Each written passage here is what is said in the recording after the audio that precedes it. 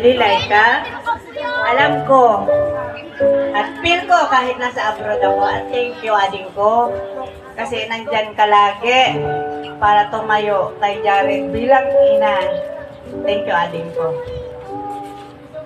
Malayo ako. Congratulations sa inyo. Laging magmahalan. Okay lang yun. Magsuntukan kayo araw-araw. Utos ko yun.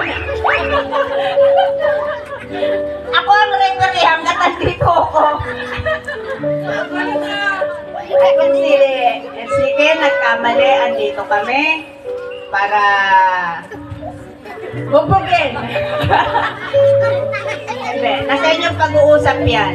Kasi dumarating naman talaga yung sa point yung sa mag-asawa yung tampuhan, away. Minsan pa nga, tapunan ng tapunan ng gamit. Doon, ayos ka doon. Tapos, after one day, babalik. Ako pag lumayas, walang balikan. Ayun na, congratulations.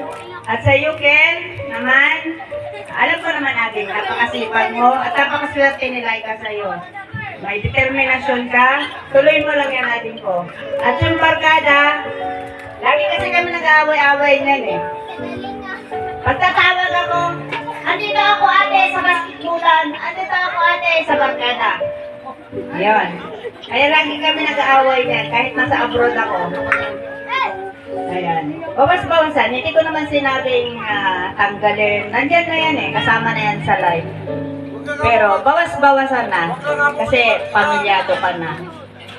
At salamat ading ko sa pag-ano sa mga anak ko kasi ikaw yan nandito, kapiling kita sa isang bahay lang tayo. Salamat sa inyong dalawa. Si ate minsan, laging galit. Ganun talaga si ate, mini-post na eh. Lagi itong minsan daw ganito eh.